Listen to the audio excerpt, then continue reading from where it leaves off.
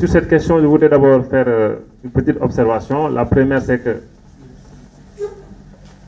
quand on parle de la justice, je pense qu'il faut aussi éviter les idées reçues ou les généralisations abusives. La justice a deux visages. Elle a d'abord un service public.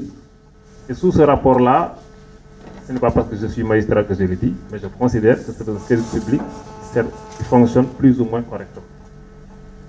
C'est toujours avec beaucoup de plaisir que je vais par exemple au tribunal de grande instance de Dakar. Les avocats qui sont ici savent à quel point aujourd'hui les délais de traitement ont été raccourcis. Et tout cela, on le doit au travail, vraiment à l'abnégation des acteurs qui sont là-bas, qui sont parvenus à raccourcir un délai de traitement des affaires commerciales de façon satisfaisante. Bien entendu, c'est un service public qui a quand même ses dysfonctionnements. Le professeur a parlé du cas des prisons. Je pense que tout le monde est d'accord sur le fait que les prisons au Sénégal posent problème. Il faut vraiment énormément d'efforts en termes d'organisation, en termes de moyens surtout, en termes également de mentalité, puisqu'il y a une croyance populaire qui aurait consacré l'idée selon laquelle quelqu'un qui construit une nouvelle prison risque d'être le premier à y séjourner. C'est peut-être ça aussi qui freine l'élan de construction de nouvelles prisons, mais je pense qu'avec les nouvelles autorités qui sont là, la décision a été prise de construire de nouvelles prisons et ça pourrait permettre aussi d'alléger énormément les problèmes. Le second aspect de la justice, c'est l'indépendance. Là, j'ai entendu, je suis venu un peu en retard, j'ai entendu mon ami Moustapha Ka. Vous me permettez de ne pas être d'accord avec lui, je suis plutôt d'accord avec le professeur John, je pense. L'indépendance ne peut pas être réduite à une question de personne. Tout le monde est d'accord sur le fait que c'est effectivement une question de personne. Un magistrat qui ne veut pas être indépendant ne le sera pas, quelle que soit la valeur des textes. Mais si vous avez aussi des magistrats indépendants, il faut aussi que, surtout dans les rapports entre le pouvoir judiciaire et le pouvoir exécutif, il faut des garanties institutionnelles. Et ça existe dans tous les pays. Ce n'est pas propre au Sénégal. Le principe d'inamovibilité, ce n'est pas une création du Sénégal. Le Conseil supérieur de la magistrature, ce n'est pas une création du Sénégal. Si ces garanties institutionnelles, qui ont pour objet principal de prévenir toute forme d'émission de l'exécutif dans le judiciaire, si ces garanties sautent, il y a un problème. Et personne aujourd'hui, un seul magistrat ne vous dira que ces garanties-là existent au Sénégal. En tout cas, si elles existent, elles ne jouent pas le rôle que l'on attend. Le principe d'inamovibilité, pour vous prendre un seul exemple, c'est un principe qui interdit que l'on affecte un juge du siège sans son consentement. Au Sénégal, s'il y a un ou des magistrats qui ont le privilège d'être consultés, c'est peut-être 5% ou 10%.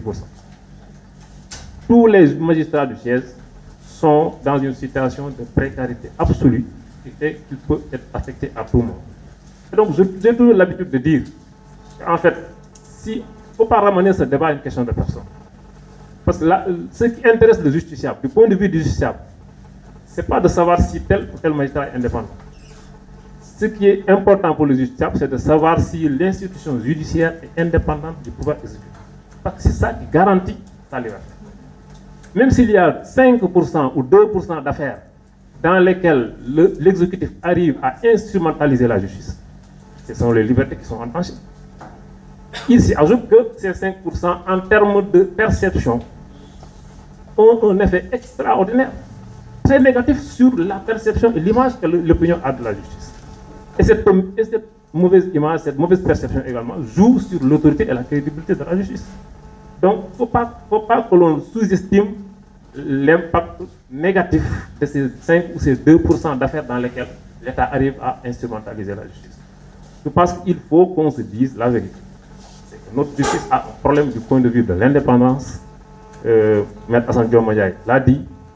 Sur le diagnostic, je pense que personne aujourd'hui ne peut le contester.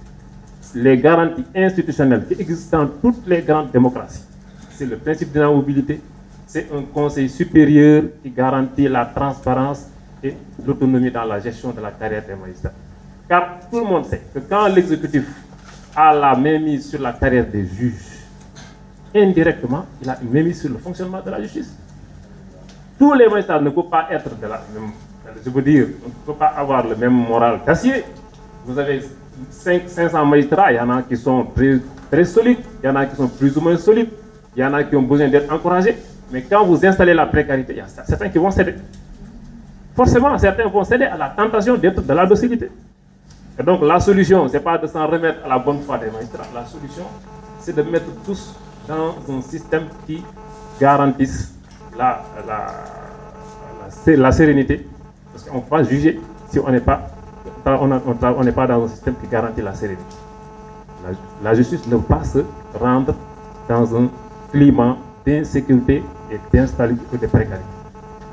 Et je pense que ça, vraiment, s'il y a un défi ou un challenge à relever, c'est plutôt sur ce côté-là. Il faut réformer et faire de telle sorte que les garanties qui existent, qui sont prévues par la loi et par la Constitution, puisque le principe de la mobilité, c'est un principe constitutionnel, faire de telle sorte que ces garanties-là soient effectives dans la réalité, ce qui n'est pas encore là. Voilà les quelques aspects que je voulais développer en attendant.